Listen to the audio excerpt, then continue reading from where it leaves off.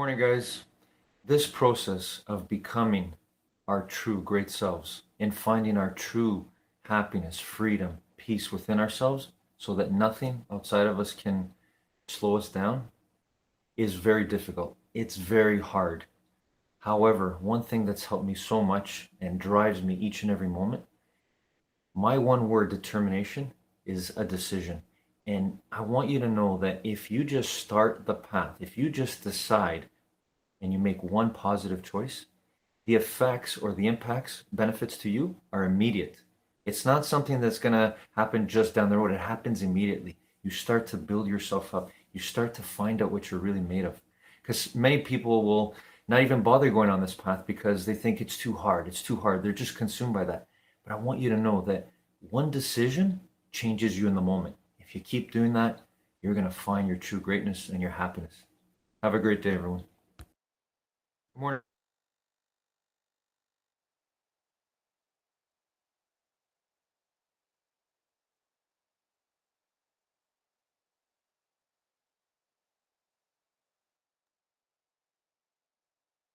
Focus on marketing and sales, most likely you'll fail. I don't know how else to put it. That's your problem, Evan. You don't want to get famous. Get disturbed with inaction and take uncomfortable, imperfect action today. Rise and shine. It's espresso time. Hey, it's Evan Carmichael, and I am not a morning person. I'm not. But when you start your day off with a powerful routine that inspires your success, like watching one of these videos, it will change your life. So let's start your day off right together. Grab your coffee, know that I believe in you, and get ready for a shot of espresso from Dean Graziosi. I wake up every morning. Espresso keep me going. I wake up every morning. You know the movie Field of Dreams with Kevin Costner? It might be before your time, maybe you never saw it, but it was a whole concept of if you build it, they will come. It was about his father was a professional baseball player, and he kept having these dreams and these visions and heard this voice of if you build it, they will come. And he built this awesome baseball field out in the middle of his farm in a corn patch, and then all the ghosts of baseball past came and played. Amazing movie, great, inspirational. But that's unfortunately how most people feel about their businesses. They feel if you build something good enough, if you build the right, or you find the right widget, or you create something people need, that if it's so good, or if you write a book and it's so good, or you create a course and it's so good, or if you become a real estate investor and you're so good, if you build it, they will come. And guess what? They will not come. That's the biggest misconception people have about business. What happens is there's some outliers. There's a book every couple of years that just gets written and virally goes nuts. There's a video that gets made and it goes viral and everybody sees it. There's a product that's created and you see it and you don't hear anything behind the scenes. You just think they built it and people came. And that's not true. You see, if you don't focus your energy in your business, in your new side income, in the thing that you have passion for, if you don't focus on marketing and sales, most likely you'll fail. I don't know how else to put it. I'm just going to put it the way it is. People who don't obsess on marketing and sales fail. Here's what I know. I wanted to help change people's lives through showing them how I made money in cars and real estate. My first course to teach other people was called Motor Millions, because that's what I did. I hustled cars in my teens, my early 20s. I'd match buyers and sellers. I'd fix wreck cars, and I made a living. In fact, I got into real estate while I was doing cars. The cars what paid my bills. And I started with no money, so I wanted to show people how to make money with cars. I created a course called Motor Millions. Now, that was amazing. And I just thought, hey, I'm going to build this great course, being naive. I'm going to build this great course, show people I did it, and people are just going to buy it. That wasn't the case. I had to learn how to market, and that was tough because it went against everything. In fact, I used to think maybe marketing and sales was a little a little shady. Absolutely not. Everything you do, you're being marketed to. Everything you do, been sold to. Sales and marketing are the oxygen of every successful company. Remember that. Sales and marketing are the oxygen for every successful company. And think about it. Can you go without oxygen? Heck no. Can a business go without marketing and sales? Heck no. So then I build my first real estate course to teach people how I made money with real estate, was called Think a Little Different. Same thing. Think a Little Different did pretty good. It was a great course. Showed people how to make money in real estate. It was a great course, but it wasn't a monster hit. And then I started realizing that what I was sharing with people, the benefits of my course, the benefits of my experience, the benefits of people not have to learn through their own trial and error. They can learn from my trial and error. All of that was there. But I was still doing okay. Several $1 million in sales. Profits were tiny. And then I realized what I was missing is I needed to obsess on marketing and sales. I need not to become a good marketer, not good with sales. I had to become amazing at it. If people don't know you, you're not going to be able to build a business. If people don't know you, you're not going to be able to make any sales. If people don't know you, you're not going to be able to accomplish your dreams. And if people don't know you, you're not going to be able to have the impact that you know you're capable of having. I used to fight with my agent for years on this. I've got the same agent as Grant Cardone, Mel Robbins, a bunch of other thought leaders, and he would always push me. He would always push, Evan, you need to get famous. Evan, you need to get famous. Evan, you need to get famous. Why don't you want to get famous? Like, Steve, I don't want to be famous. I have no need to be famous. I'm introverted. I'm shy. I don't need to get famous. I have no desire for it. And he said, that's your problem. Like, why is that my problem? That's your problem, Evan. You don't want to get famous. Like, okay. And so it just ended up being this fight between us until finally it sunk in. Maybe it was the words that he used, or maybe it was me being more open and receptive to actually hearing his message. But he said, Evan, the more people know you, the more you can actually accomplish your mission. Like, oh, crap. He's right. The more people who know me, the more I can have an impact. If I say I want to solve the world's biggest problem, it's just people don't believe in themselves enough. If I say that that is my aspiration, that's my mission, that's my purpose for the rest of my life. Well, for me to actually accomplish that, it's going to be a lot harder. People don't know who I am. So people knowing me is more about serving and helping than it is about my ego and me being famous. People need to know me so they can hear my story so I can have the impact. And it's the same thing for you. When people know what you've been through, when people know what you're capable of, when people know you, they like you, they respect you, they trust you, they're much more willing to listen to you, to help be influenced by you, to make a better decision for their life or business because you know what you're talking about. So how do you actually do it? I'm going to give you 3 different techniques. Number 1 is understand, are you better at sales or marketing? Some people are great at both, but for the most part, people tend to fall into one of the 2 camps. Sales or marketing. So sales, you're going to be the person who's doing the phone calls, who's knocking on the doors, who's doing the cold emails and cold DMs and drumming up a lot of attention, right? It's like the person who loves sitting next to somebody on the airplane, the person who loves going to conferences and events and networking and saying hi and introducing themselves, say, hi, I'm Evan, I do this. What do you do? Great. And you're looking for sales opportunities. Some people are great at that. I am not great at that. I do not enjoy it. I don't want to get great at it. And if my business relied on sales, I would have to do a lot more prep work. I'd have to get a lot more skills. Luckily, there's also marketing, and I'm a great marketer, and I love marketing so much more. So the marketing is you're now becoming the magnet. Sales is you're going off hunting. Marketing is more like farming. You are being the magnet that are bringing people to you.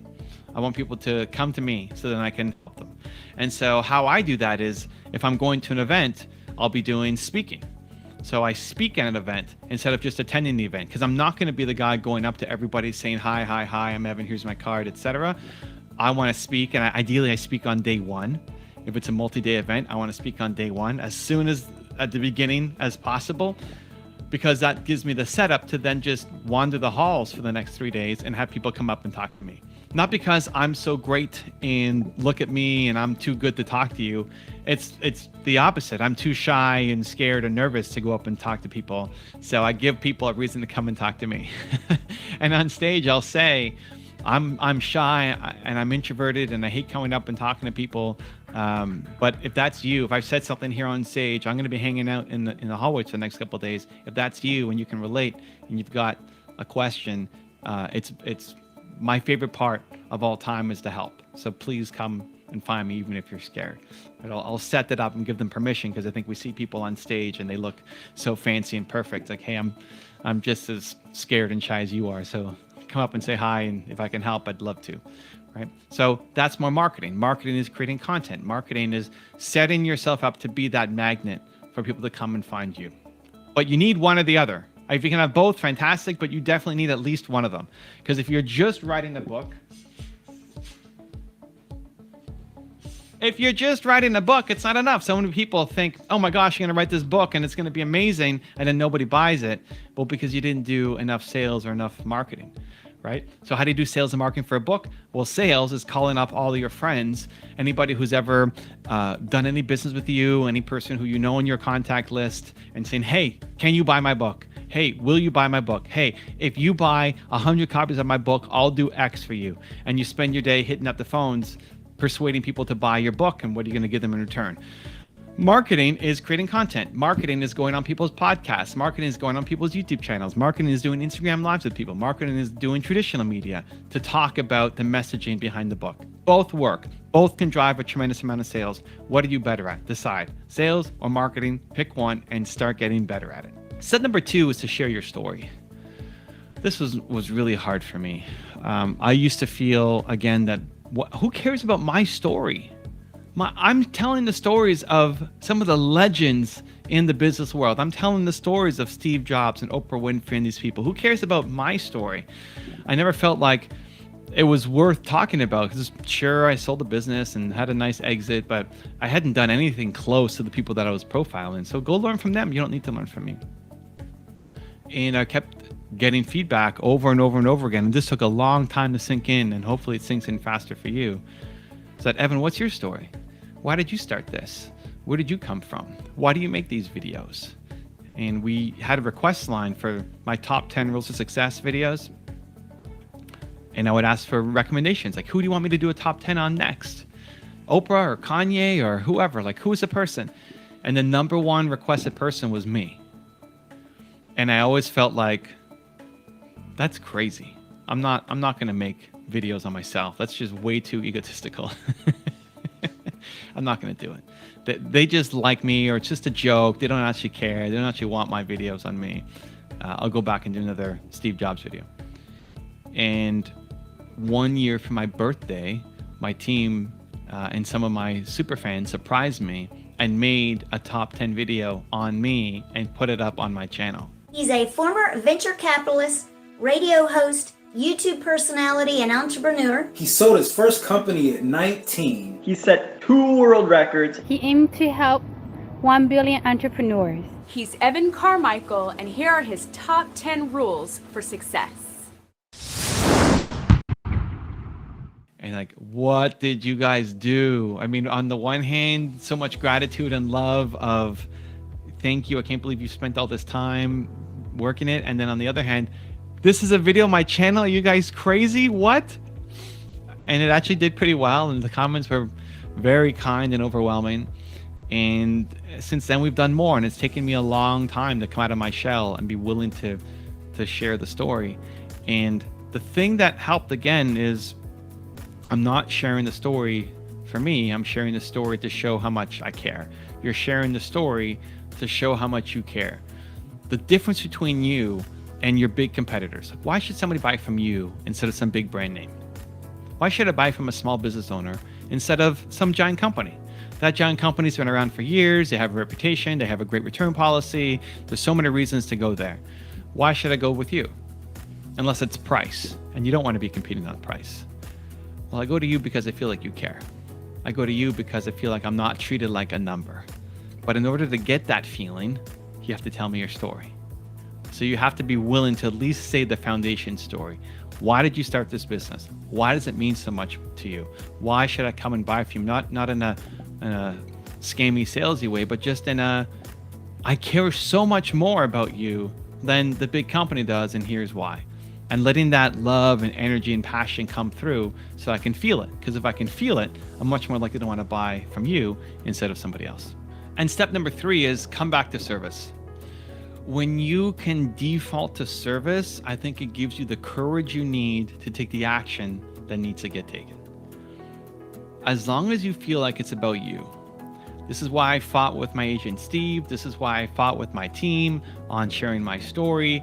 They were telling me the right things, but I was always too afraid and too shy and too nervous and too scared because I felt like it was too much about me. Every time I can flip it to service, to say it's not about me, but it's about the audience, it's about helping entrepreneurs, that somebody can learn through my story, that somebody can learn through the way that I show up, that somebody can learn through what I've been through, and it might give them a little bit more encouragement, that maybe, just maybe, somebody can't learn from Steve Jobs what they can learn from Evan Carmichael. And maybe, just maybe, somebody can't learn from Evan Carmichael, but they can learn from you. But they don't know who you are. So if you have the courage to show up and share your story, if you have the courage to put yourself on the line like that and risk judgment and risk people talking about you, by showing up, you allow others who are like you to feel normal. By sharing your story, you allow the people who've gone through the same thing that you've gone through, maybe they are going through right now, you give them permission to feel hope, to feel inspiration, to feel courage, because you had the audacity to share your story and to put it out there. And the thing that can give you the courage, and it still is what I use today, when I'm going in front of the camera, when I'm going on the stage, every time I think it's about me, I get scared, I procrastinate, I don't want to do it, and I'll have to always remind myself who this is for. When it's the camera, I look at some of my comments and I see, oh, this is who I'm doing it for. And when I'm on stage, I'll peek behind the curtain and pick some people out in the audience and say, that's who I'm doing it for. And so if you're at all like me and worried about ego and fame and all that, remind yourself that it's not about you. That your mission is way bigger than you. That your vision is way bigger than you. And when you can tie it back to service, to say, I am doing it for others. I'm doing it for people like me. I'm doing it for the next generation. I'm doing it to break the pattern of silence. Because people who've gone through what you went through are often silent. And you're going to break that pattern and give hope and inspiration to others and maybe save a couple lives along the way because you had the courage to speak up. My home got sold in less than 24 hours, guys. I'm Maria. We bought a Now I've got some special bonus clips that I think you're going to enjoy. But before that, it's time for the question of the day. I want to know, what was your single biggest takeaway from this video and your plan of action for the next week? When you just watch a video and you get motivated, the sign says you have a 35% chance of actually following through. That's not good enough, Believe Nation. We need to take some action. But when you watch a video, you get motivated and you create a specific plan of action, that number jumps from 35% to 91% chance of you following through. And when you publicly commit to other people, like leaving a comment down in this video, your number jumps to 95% chance of you actually following through on the plan you set for yourself. So I want to know your single biggest takeaway from this video and your plan of action for the next week. Leave it down in the comments below so I can celebrate you. So what's up, man? It's good to see you. I see you all over the place. I see you hustling. Dude, your book, Built to Serve, you are built to serve. There's a difference when, you know, I've been an entrepreneur for over 30 years. I've been in the self-education industry for 24. Doesn't even seem possible. But there's a lot of people that when you kind of meet your heroes or you meet the people behind the book, a habits book, a Built to Serve book, a time management. It's like you meet the guy with the time management book and he's late getting on stage and stressed out of his mind in the green room. Like there's no congruency is what I wanted to say. And before we chat today, I just want to honor you and give you congruency. What you wrote in this book is really who you are, man. You are built to serve. If you didn't check out Evan's Built to Serve, you should check it out. The truth is, I'm not all the way done. I freaking love it. My biggest problem is every book I read, Evan, I listen.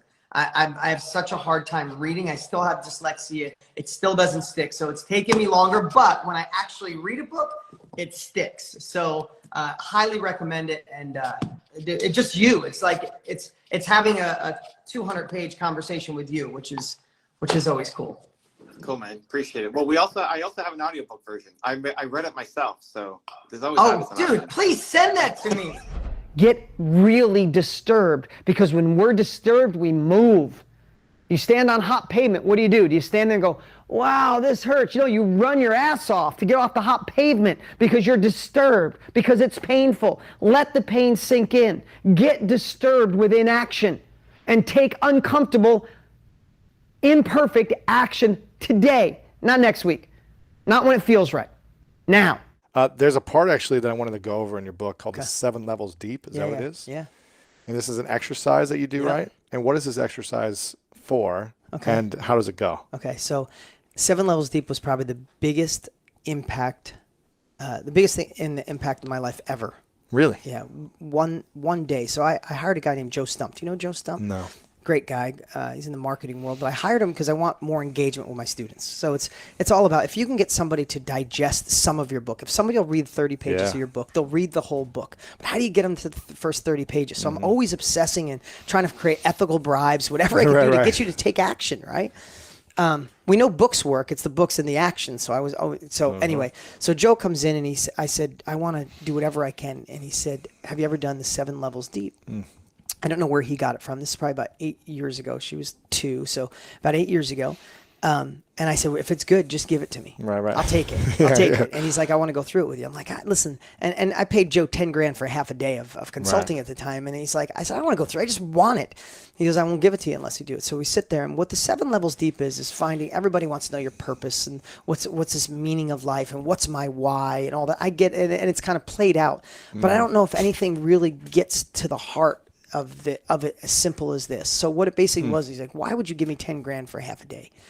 And I said, because I want to create a company that stands out from everybody else. I want to engage more students, change more lives. And he basically said to me, that's a really great answer. So I asked you why I'm here. And you said you want to engage more students and get more people to change their lives. So why is it important for you to engage more students and change people's lives? And I remember saying, there's a lot of people in this industry that shouldn't be here, and there's some great people. I want to help rise all boats of the good and push the rest out. I want to leave a legacy for my kids. So he said, okay, I asked you why you paid me $10,000. I'm not going to go through this whole thing. And he's like, you did this, you said you wanted to stand out and you wanted to leave a legacy. So why is it important to leave a legacy? And the whole point is asking the previous question 7 times.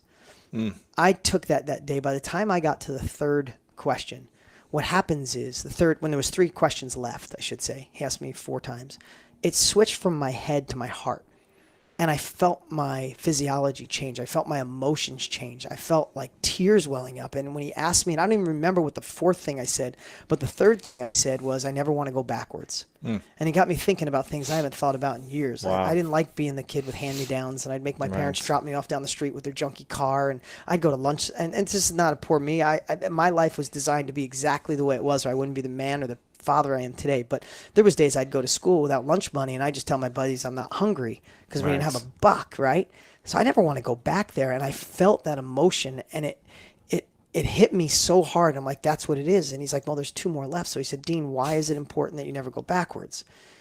And I'm like, God, I don't know. And it hit me, and I thought, my kids, I just want to give them options. I don't want to raise entitled kids or brats, but I want to give them options that I didn't have. And I'm like, that's it. So he's like, well, that's not really it, 'cause it's 7. It's not 9. It's not 5. It's 7 levels deep. And by now I'm crying because I'm thinking about my kids, literally. And I got half my staff there, and I'm like just weeping. And it came to me. He said, why is that important? And it just hit me. And I never knew why I worked so hard since I was cutting firewood in high school and did all this stuff. I said, I need to be in control of my life. And these emotions flooded in. Everybody's got their thing, right? But for me, and I'm saying this because I want you at home to be, or when you're watching this, listen to this. I realized that my parents were married 9 times when I was a kid. So I moved 20 times by the time I was 19. Different stepbrothers, stepsisters. Both parents were married. 5 for my dad, 5 for my mom, 4 for my dad. Oh my gosh. Yeah. It's crazy. Always moving. Like military kids know what that feels like, right? So I'd be in a cul-de-sac with a new stepdad, stepbrother, stepsisters, have the bike, come home one day, and my mom's like, we're moving again. And then I move in with my dad, move in with my grandmother. So I had this crazy hopscotch my whole childhood. Certainty. There was no certainty. So what I realized at that moment, literally, I'm bawling. I mean, like literally crying. It's like, I don't want anybody to ever tell me when to move, how to dress, how to live, how to work, how I'm going to raise my kids. definitely not going to kiss somebody's ass for money. Right. And I realized at that moment, my why was I don't want to be a control freak. I just want to be in control. When I was 27, I retired both my parents. I stopped worrying about, I took care of my grandmother. I take care of some, like, so I got those problems out of the way. And when I anchored that in, and you watching at home, it's like, if you think you're watching this because you want to be an entrepreneur, or you already are. If you're watching this, you've already had great success in your life. You want that next level, or maybe it's income, or better health, or better diet, or better physiology, whatever it is you want. So many times we think it's because I want to get out of that job. I want this freedom. I just want more money. I want to take the better vacations. And it's 7 times deeper than that. And when you find that, and the reason I know this, not only because it wasn't just transformational to me, is I did live events in Las Vegas for 6 years straight. Every single month, there was 400 people in the room that paid 20 grand to go to real estate events, right? Real estate events. So about 5.5 years I did them every month in Las Vegas. So once a month I'd fly in, and that was like the highest level. And every single month I'd pick somebody out of the audience and I'd say, come on up, let's do this 7 levels deep. Like, I got it, man. I know what it is. And I'm like, okay, so like, I'm gonna give you a quick example. I won't beat this up, but this is so important because when you feel fatigued, when you want to say no, when you don't want to go to the gym, when you don't want to make that sales call, when you don't want to get your funnel working, when you don't want to start new, when you don't want to say no to someone you should say no to, or say yes to someone else you should say yes to, literally for me still, I fall back on my why. And when I think of my kids and going backwards and being in control, I could push through anything. Nothing will stop me. A bad day. I don't know what it's like to be sick because my mind, I can program my brain to just power through because I focus foundationally on this why. Right. So I remember this guy, he was awesome. This big dude, he had dreadlocks. He was like 6'7". I mean, 6'5". He was huge. This awesome dude. He comes up. He's like, man, picked me up. He gives me this big hug. He's like, so I said, why are you here? He's like, I already know, dude. You're not going to get 7 levels on me. You're not gonna. I've already done the exercise. He says, I'm here because in my neighborhood, there's no dads. There's not enough dads in my neighborhood. I grew up without a dad. These kids need dads. So I'm making money in real estate and I'm starting this youth group. We get dads together and we go spend these days. He had this amazing story. And I melted on the first one. And I said, well, why is that important? He goes, dude, what do you mean, why is that important to you? Of course it's important. And he's laughing, he's joking, and he gives me another reason. I want more money because I want to build a building for it. But I could tell he was still in his head. He gets to number 2 or 1 and everything changed on him. He gets small and he starts crying. I mean, like uncontrollable crying. And he gets to his number 1. He's like, my mom raised a good boy, but when she died 9 years ago, I was a drug addict. And she never saw the man she created. And she said, I'm showing her in heaven what a man I'm saying it right now. I got physical good. Yeah. He said that. And he said, I'll never stop now. I'll never stop. And again, we all have our own reasons for doing stuff, but when you get to the heart of why you do what you do, it's so much deeper than what you think. And I forget sometimes. I hope I don't sit here and seem like I got my life all figured out. I've been blessed to have I've had more blessings in my life than I ever could imagine. If somebody would have told me at 25 this is where I'd be, I'd say impossible. So I appreciate my blessings, but I'm not perfect at all this stuff, but when I practice these habits, when I think through this, when I recognize my why, the days that I'm off track, the days I think I bit off more than I can chew, or the days where I feel like I plateaued, when I go back to that why, it's like game over. You're not getting in my way. Nothing is. So if your goal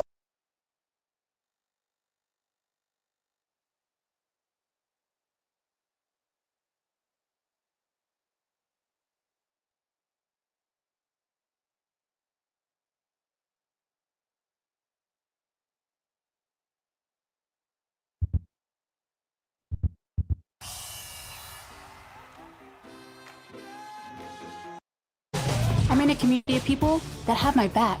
Every time you log in, I'll be here for you.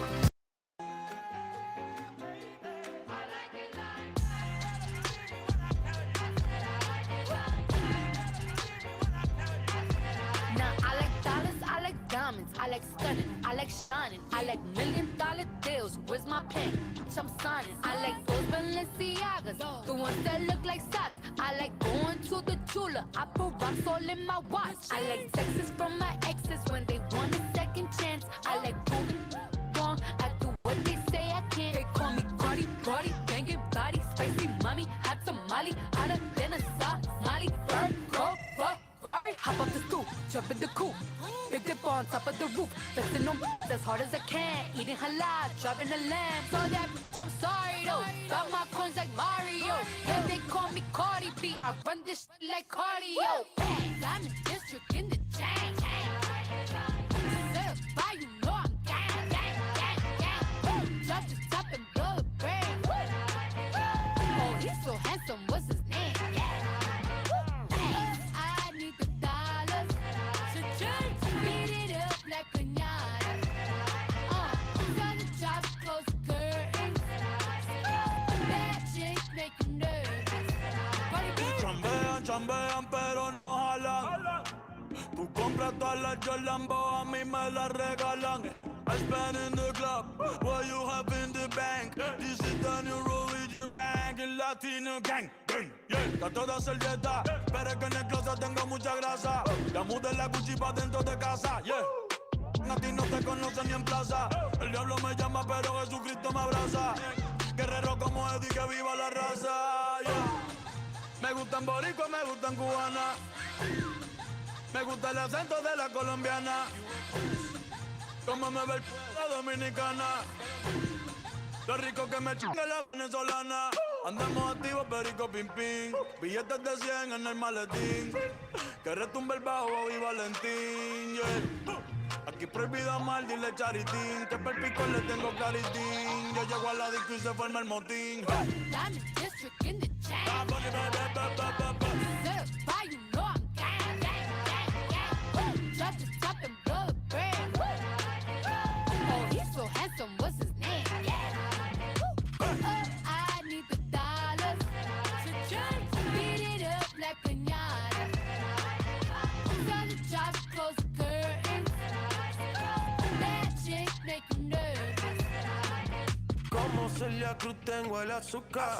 Tú que va medio y se fue de pecho como Ginny Luca. Te vamos a tumbar la peluca y arranca pa'l carajo. Que a ti no te va a pasar la boca. Mi Terry Valenciaga me reciben en la entrada. Sí, like I'm Lady Gaga. Y no te me hagas, que en cover de Billboard tú has visto mi cara. No salgo de tu mente, donde quiera que viajes, he escuchado mi gente. Ya no soy high, soy como el testa rosa. Soy el que se la vive y también el que la goza. Goza, es la cosa, mami es la cosa. El que mira sufre y el que toca goza. I said I like it like that. I said I like it like that. I said I like it like that. I said I like it like that. I'm the district in the chain. By you know I'm gang. Drop the top and blow the brain. Oh, he's so handsome, what's his name?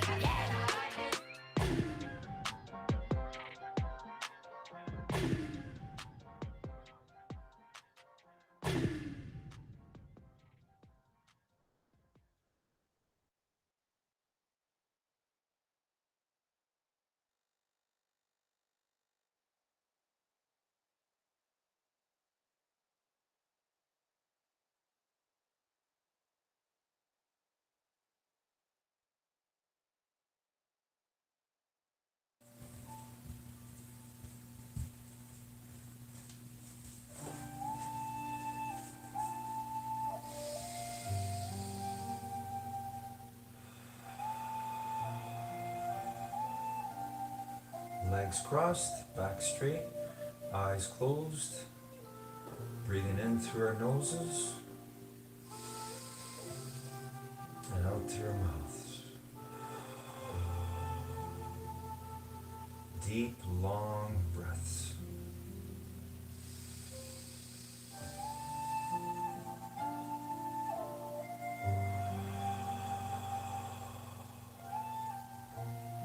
Feel that power of you controlling your breathing.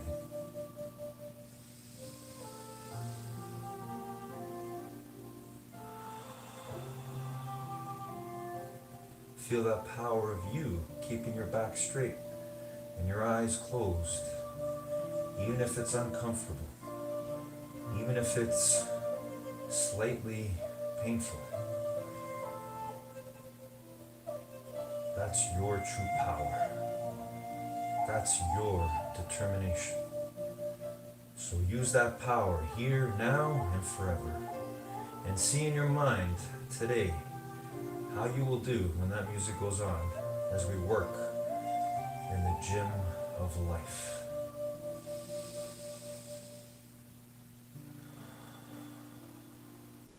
But you gotta see it in your mind right now if you want to bring it out into the world.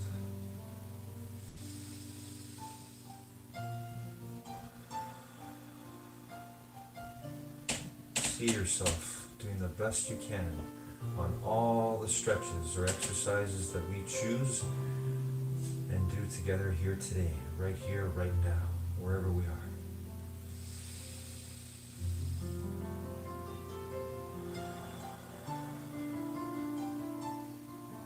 Because you were born to do that.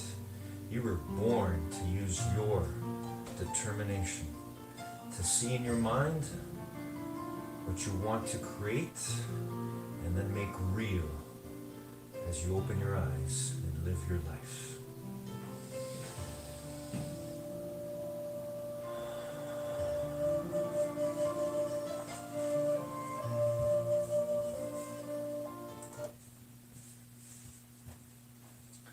Good morning, determination. How's everyone doing today?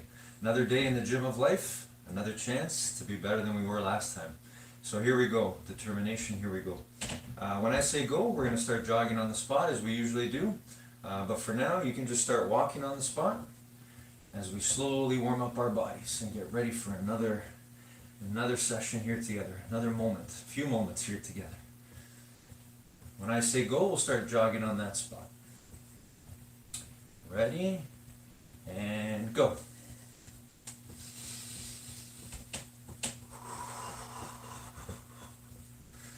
Always focused on our breathing and how we can control it, no matter what we're doing, wherever we are in life, wherever we go, not just in the stretches or exercises we're doing.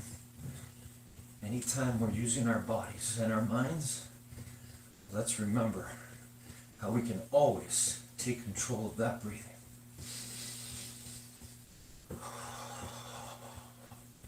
It's the same way we can take control of our minds, our thoughts, and therefore our feelings. It's hard work, but just like everything else, with hard work comes all the best things in life. So here we go. We're almost there with the jog, almost there. Feel your body. All the things that are going on right now. Your arms moving, your heart beating, your breathing. That's your presence. That's phenomenal. You are phenomenal. And stop. All right. Walking on the spot. I'm just going to walk side to side here since I have enough space. Wherever you are, whatever you're doing, make sure you have enough space as we work together here in the gym of life. The gym of life never ends, even though we may not be exactly where we want to be, at school, at work, wherever it is that we would see and be with all the people that we love and always look forward to being with. But we're here right now together in this moment, if you're watching this and you're doing this. So let's go, everybody. Here we go. Let's roll the shoulders first, 10 forward, here we go. Again, doing the best shoulder rolls we've ever done. All the way to our ears and around. That's 4, 5. Let's do 10 forward, here we go.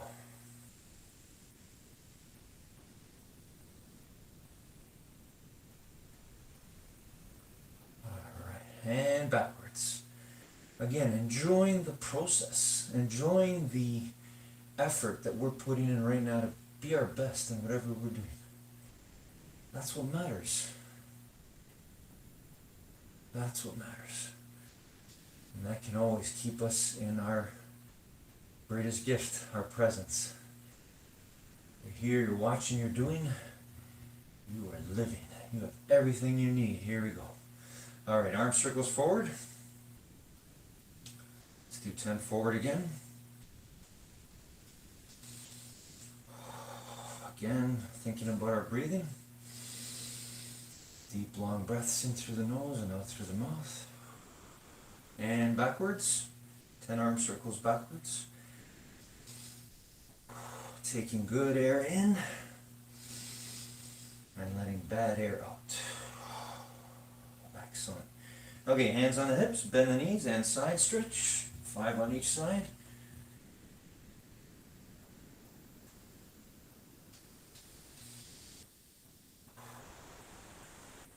All right, let's do twist now. Keep your feet on the floor and just twist your body. Twist your hips. Again, just feeling the joy of moving your body. All right, okay, and let's do 5 push-ups. Try your best. Here we go. Best 5 push-ups ever.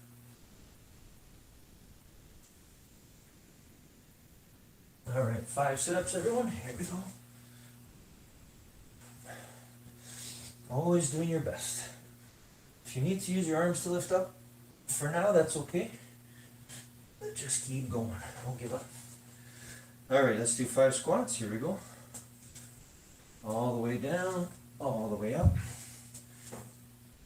Arms straight up, looking straight ahead. Excellent. All right. Let's do 6 lunges. 3 on each side. Keeping our back straight, our body straight, looking straight ahead. All right, good. And let's do 10-second plank. Belly's knees off the ground.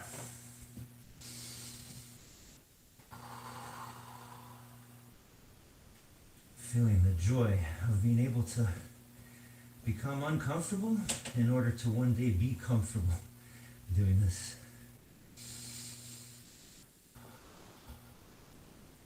All right, and stand up again, everybody.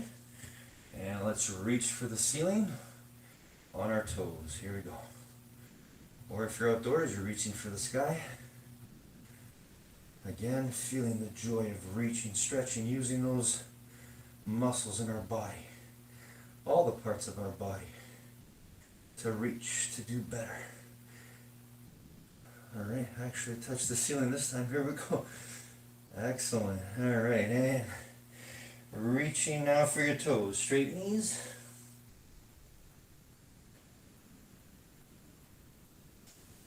Hold it there for 10 seconds. Excellent. All right, good. And let's balance now. Grab one leg and balance. Really think about what you're doing. Find that point, and then pull that leg up towards your bottom. Bend the other knee if you have to. Feel the power of you finding your balance in this moment right now. And switch. It's the same way you can find your balance in whatever you're doing. Keep thinking. Keep trying different things. Again, bend that knee if you have to. And pull your foot up towards your bottom, and you should feel a pull on the front of your leg, front of your thigh. All right, now let's hug our knee. Here we go. Once again, find that balance, work for it. There we go, bend that knee and lift or hug your knee fully. Give it a nice big hug. All right, and switch, the other one now. Slowly come on up. Make sure you have plenty of space around you. Just in case you do lose your balance, you fall. You get right back up though. You know the truth, determination. We never give up. We get right back up and we keep going. No matter what. Alrighty. Okay, and let's sit down and reach for our toes with straight knees. Here we go. Again, enjoying fully. Reaching for our toes. Just like we're reaching always in life. Striving to be better than we were yesterday, a minute ago, a second ago. That's pure happiness. That's joy of learning, infinite mind wealth. Okay, and let's go V-shape now. And reach for the floor. Here we go. As far away from your body as you can. Feeling certain muscles being stretched. Your ability to think about that. That's your awareness and that's your determination. The power to control your thoughts, to focus on your being right now. And switch, reach for one side.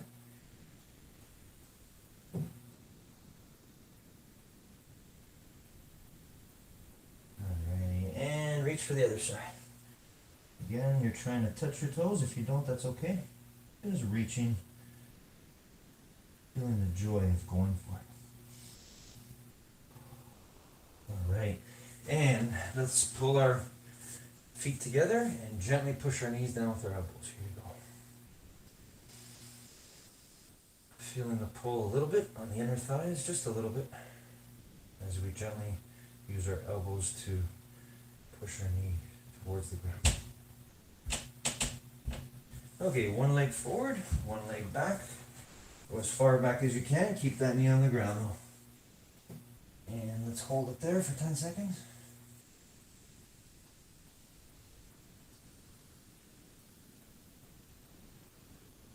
And switch to the side. Okay, and again, go as far back as you can, but keep your knee on the ground. A little bit with some space here, but we'll do our best. Always do our best.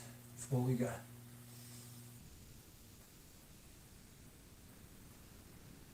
Okay, and let's go into cobra stretch. So, belly's on the ground, push the floor, and look up at the ceiling or the sky, wherever you are.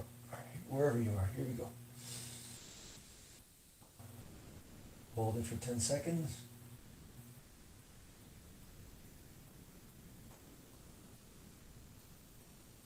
Alright, good everyone. Okay, and legs crossed, back straight, eyes closed.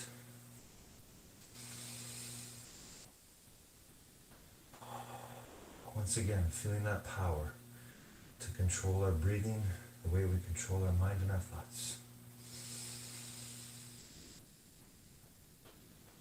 So right now, let's see ourselves doing the best we can when that music goes on.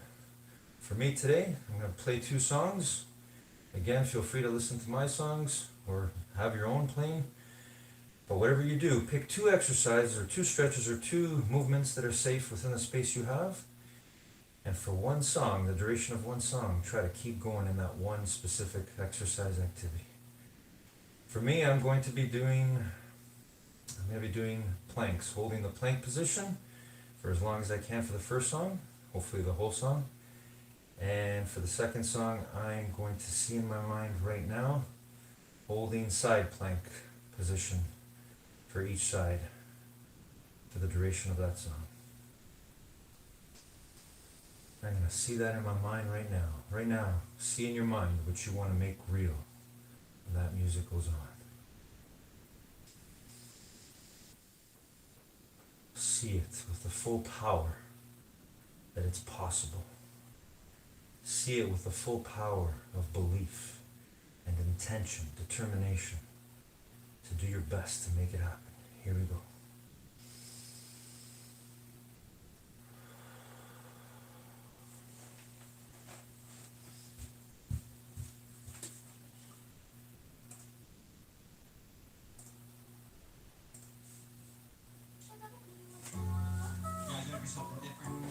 Alright, here we go, determination. It's all about belief. You gotta believe in yourself. Here we go. I believe I can do this. Let's see. What about you? What are you doing? Are you doing planks like me? If you are, let's go. The whole song. Listen to the words of this powerful song. Everything's about believing in yourself. Everything. It all begins there. You believe that you can do something. Do you believe that? No matter how long it takes, no matter how hard you gotta work, if you don't believe it, it'll never happen. Belief is the activating force, the key to unlocking the full power of our minds. And then we gotta determine to do it. There we go, everybody. Always believe. I miss and love your determination. I miss and love you all the time. But we are here right now together. We are united right now, working on holding a plank position maybe. I don't know what it is you're working on. You're doing a dance or something or an exercise. Keep moving, keep going, don't give up. Let's go, the whole song, we're doing this, the whole song.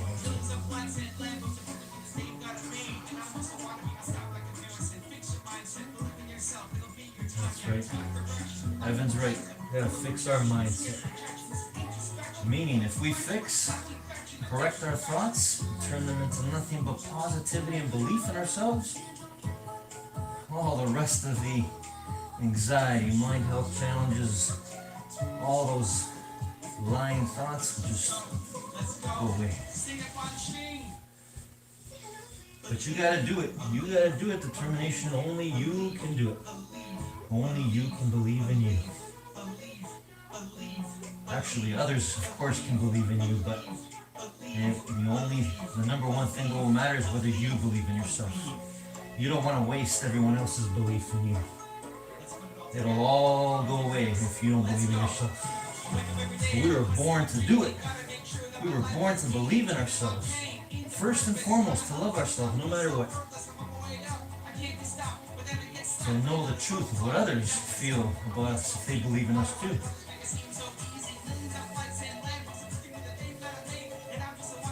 Almost there, almost there. Song's almost over. Let's go. Determination, let's go.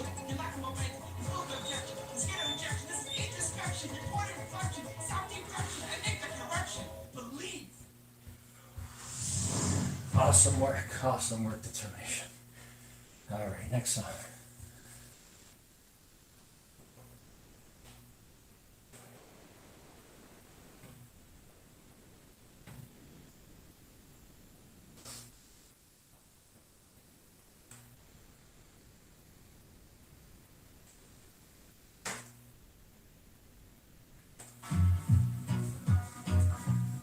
All right, side planks for me. Here I go.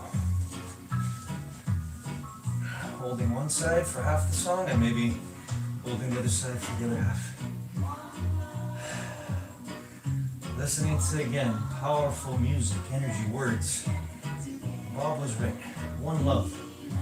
Bob Marley knew the truth, just like you know the truth. We all know the truth. We're made of it. Of course. If we just take our minds when they're negative and they're anxious and stressed and fearing, if we took our minds, our thoughts, and just moved them out of the way, all there is love. We are made of pure love, pure infinite intelligence. We get to work on our bodies, our minds all the time to be the true beings that we were born to be. Even if we feel like quitting, it's hard. It's hard to control our minds, to get it out of the way. But we can do what we were born to do.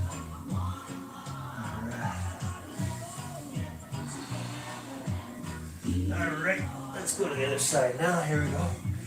Oh, love it. Feeling the sweat. All that old fluid leaving the body. Make room for some new, good fluid. Here we go.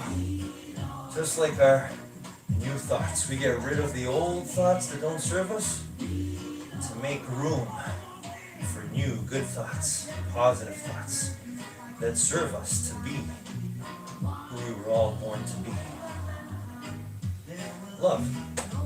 That's it. Simple. No hate. No anger. Those things are going to be there. We're going to feel it sometimes, but with our determination, we can determine love, not hate. Determination, not giving up. Happiness, not depression. Joy, not sadness. How's everyone doing? Hanging in there, keep going, we're almost done. Let's always be united together, just like we are right now, right here. Alright. I'm proud of my effort. How about you? How about you? How about you, determination? I'm proud of you. I love you.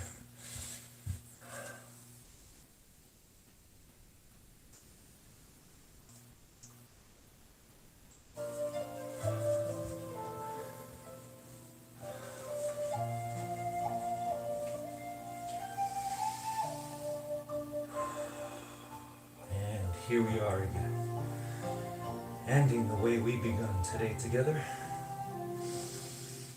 Knowing the truth, though, that nothing ever ends, nothing is ever over. Determination is never over, never done. Because we are an energy.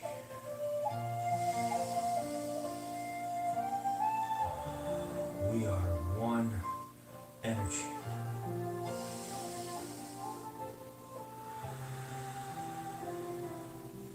The way we take control of our breathing in this moment, the way we did our best today on all the exercises and stretches we did, that's the same way, same process we can use to make the best decisions. No, not decisions, determinations.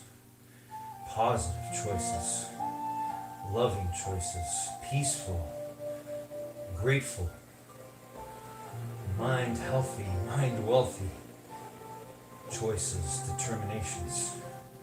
We don't choose and lose, we determine and win. Just like we won again today, here, right now. Just like we're winning right here, right now, just by being our presence, who we are.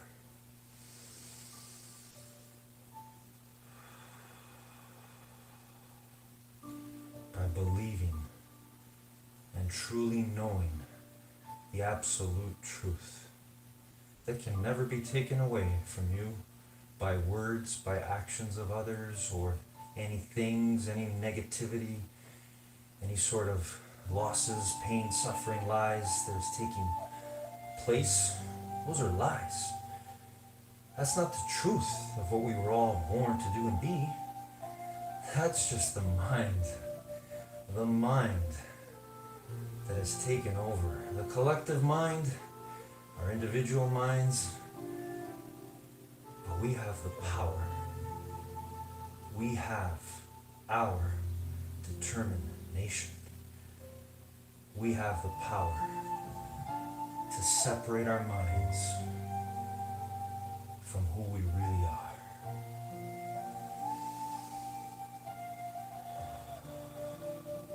Love, that infinite energy that is responsible for all that you are, see, the universe. What else could create something so magnificent other than love? The power of love.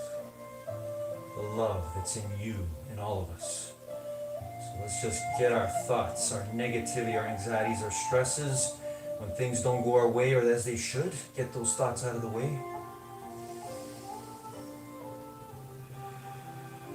And feel the truth when all that has gone away. It's love. It's infinite intelligence. It's you.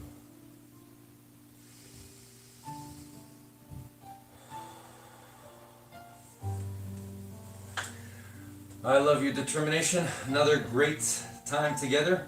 Take this with you. Take this energy, the way you feel right now. Hopefully you feel better than you did when we started. And you won your morning. You won your mind. You won your life in this moment. And you can win it all the time, wherever you go today. Whoever you're with, whatever you're doing, no matter what's going on outside your mind, out in the world. This is the starting place, aligned with this, that can change everything. I love your determination. Have a great day, a great week, and always a great life. I'll see you next time.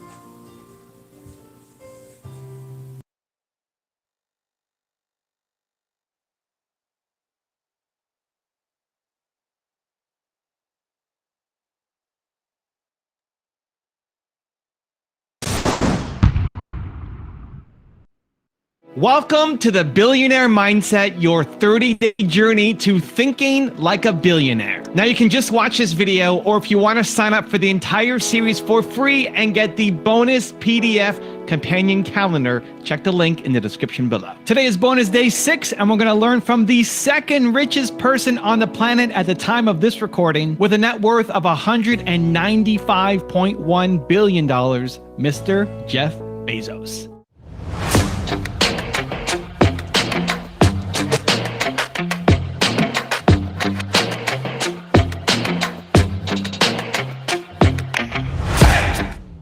My job, one of my jobs as the leader of Amazon, is to encourage people to be bold.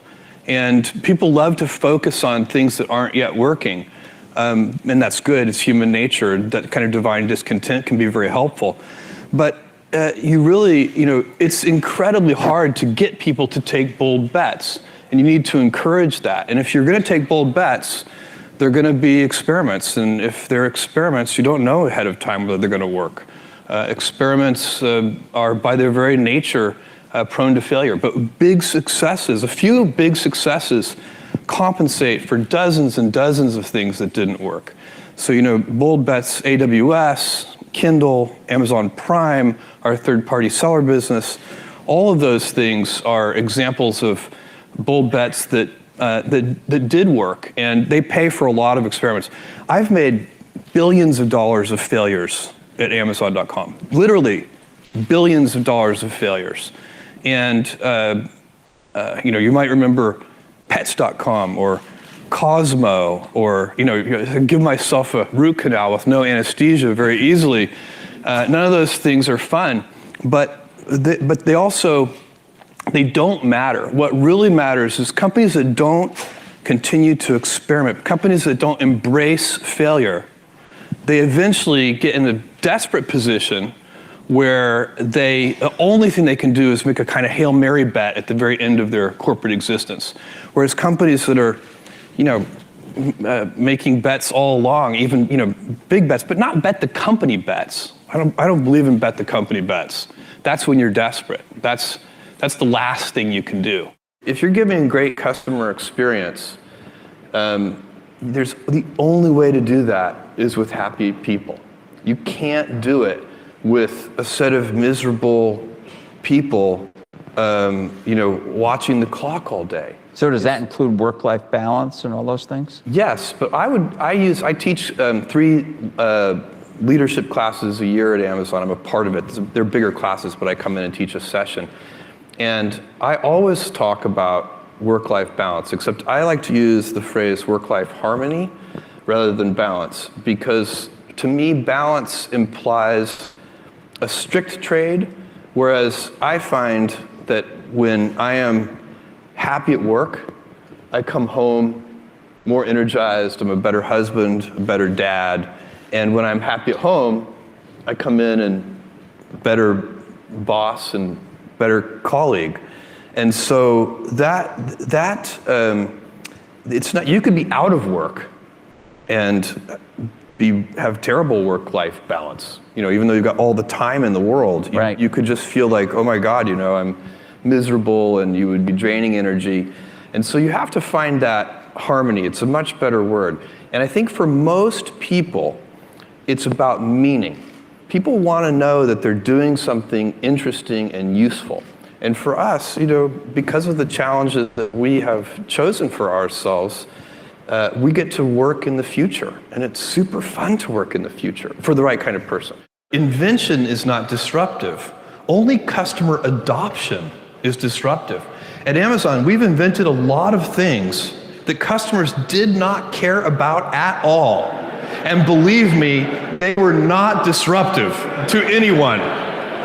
So it's only when customers like the new way that anything becomes disruptive. And so really it's just saying that you want to, if somebody comes to you with a business plan that they claim is disruptive, you should ask them to explain it to you in simpler language. And the simpler language is, why are customers going to adopt this? Why are they going to like it? Why is it better than the traditional way? now that you have about 600,000 employees, I calculate that you're adding about 250 people a day.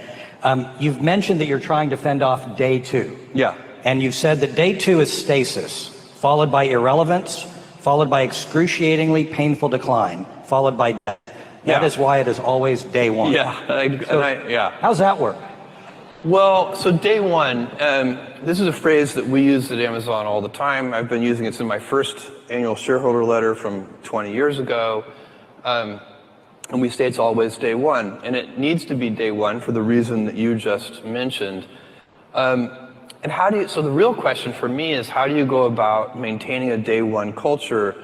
You know, it's great to have the scale of Amazon. We have financial resources, we have lots of brilliant people, we can accomplish great things, we have global scope, we have operations all over the world.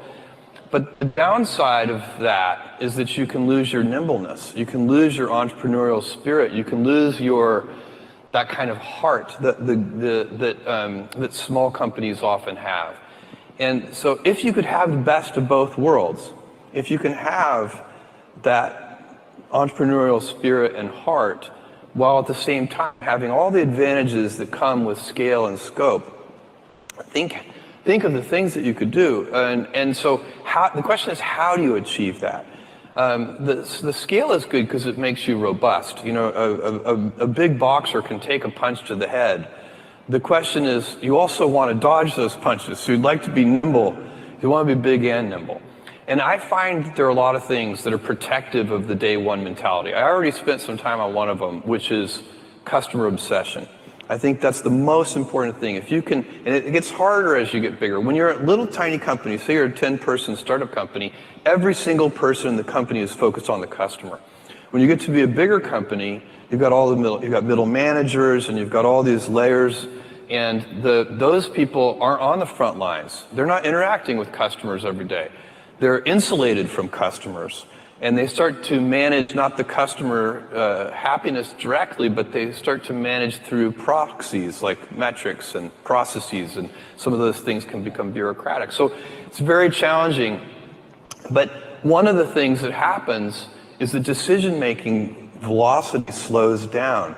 And I think one of the reasons that happens is that people, all say junior executives inside the big company, start to model all decisions as if they are heavyweight, irreversible, highly consequential decisions. And so even two-way doors, you make a decision, it's the wrong decision, you can just back through the door and try again.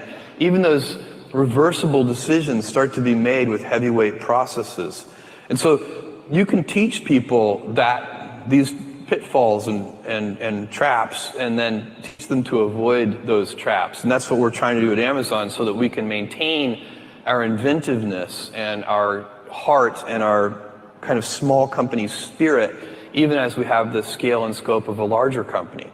I would definitely advise a small startup company to be as narrow and as focused as is possible to be. If you look at the original Amazon business plan, there was no hint of anything other than books in it, and it was not on my radar. I was thinking I wanted to build an online bookstore. That was it. And it worked way better than I thought it would, and we launched music, and that worked better than I thought it would, and we launched videos. I think it's so long ago I can really remember. I think it was actually VHS tapes. Is that possible? And that worked better than we thought it would. And then I sent email to customers. So I picked about 1,000 customers, and I said, besides the things we sell today, books, music, and video, what would you like to see us sell? And the list came back incredibly long tail. It was almost like whatever was on their mind at the moment. It was like, I wish you sold windshield wipers for my car. And I was like, really? Windshield wipers? That wasn't on the business plan, but that's an interesting idea. And so today, we basically, if you're buying your windshield wipers anywhere else, you're probably getting ripped off. So it's been, kind of one foot in front of the other. We all have adversity in our lives. I doubt if you really, if you know somebody, any friend or anybody that you talk to, there's no lack of adversity. And by the way, that's good, because it's what teaches us how to get back up. You fall down, you get back up. It always happens.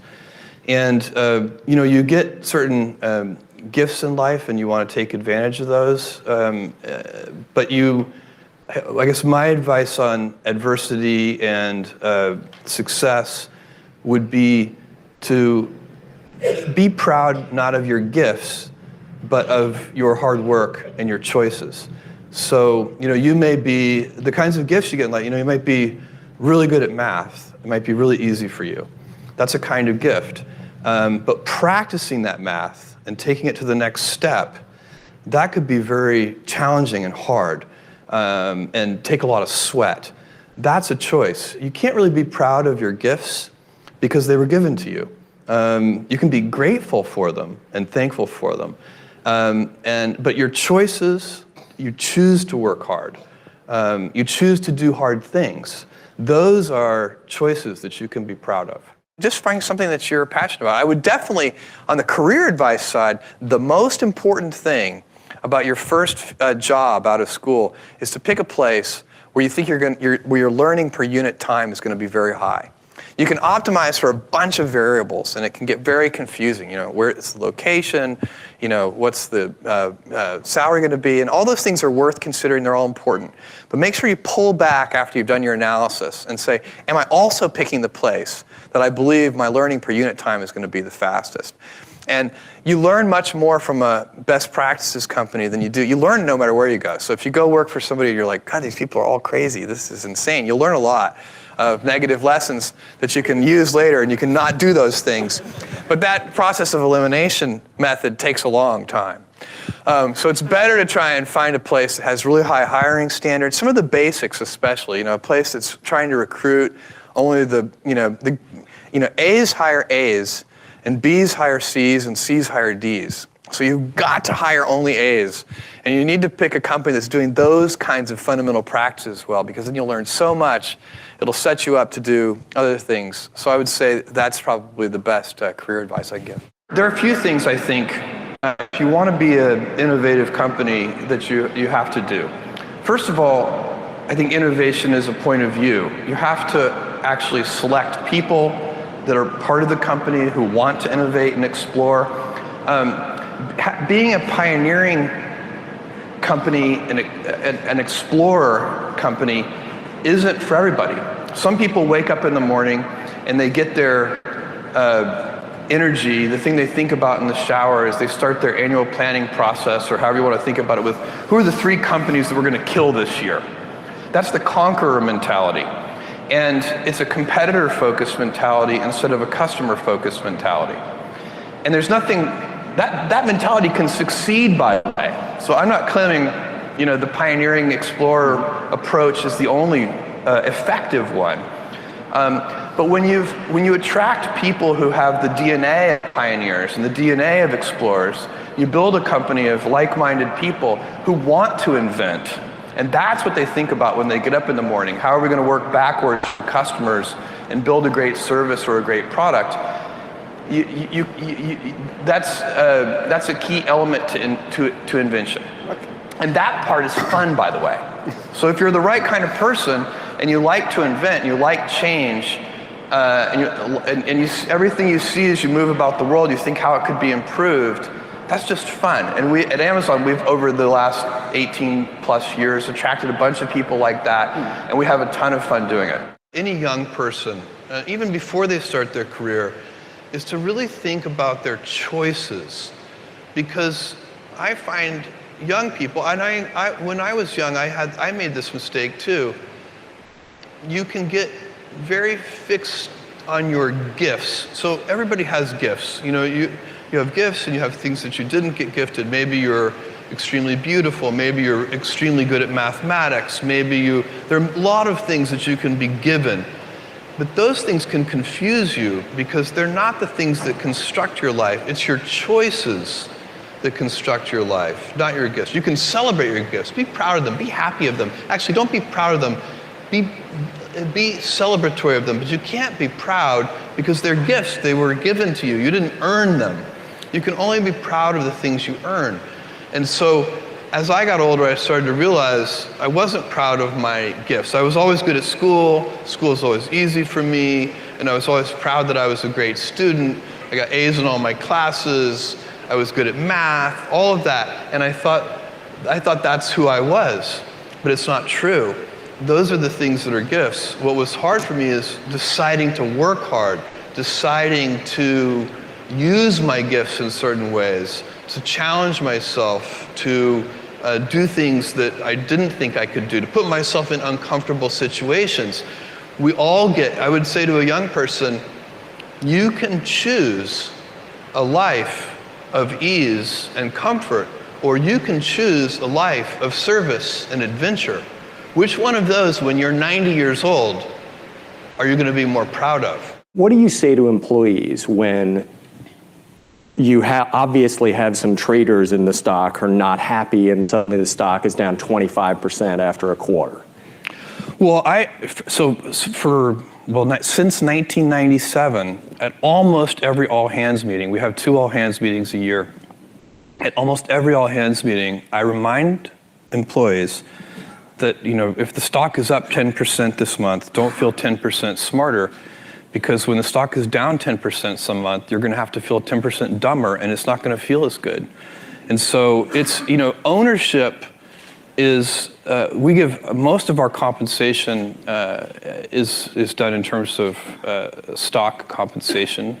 And part and parcel with ownership is a mentality of long-term thinking. Owners think longer term than renters do. So I have a friend who rented his house to some tenants, and instead of getting a Christmas tree stand at Christmas, they just nailed the Christmas tree into the hardwood floors of the house. No owner would ever do that. And but sometimes that's a bad tenant. They're good tenants, but that's a bad tenant, and it's because this is the same old thing about nobody ever washed a rental car, and you take better care of the things that you own, but one of the responsibilities of ownership, and definitely deep inside the Amazon culture, is to think about the fundamentals of the business and not the daily fluctuations in the stock price. There's no information in it. You shop on Amazon, and if you have something, the service you don't like, so do you just pick up the phone, call your team of 700,000 people, and tell them, I don't like this, change this, or... You know what I do? So I don't do this, it doesn't happen that often, but if I get a delivery that I don't like, maybe I don't like the way it's packaged or something, we have regular meetings of the senior executive team, and I bring the box to the meeting. And when I walk in, I haven't done this in a while, it's been a while, but when I bring in a box, everybody in the room is like, oh no, he's bringing in a box, because it's always some problem. But really the way I get feedback is primarily from my email address is very well known, and I keep it well known. And I get hundreds and hundreds of emails every day from customers, and they always have something interesting to say when something goes wrong, because we have hundreds of millions of customers around the world, and no matter how good we are, we can still be better. You can always be better. Customers have a divine discontent, and they teach you if you listen to customers. So we watch for that, and we see patterns, and we can find places where it's not working, something's going wrong, and that's really how I get the feedback, is from customer input. And often, in all caps, angry, you ruined my child's birthday because the gift didn't show up on time. And we take that, and what you really want to do is you take that, it's an anecdote, it's a single example, but you need to find the root cause. What went wrong deep inside the system? How did this happen? Because then you can fix it for everyone, so that particular problem will never happen again. You don't just fix the symptom, you have to fix the root cause. And that's been the secret to our operational success for 20 years. My opinion is that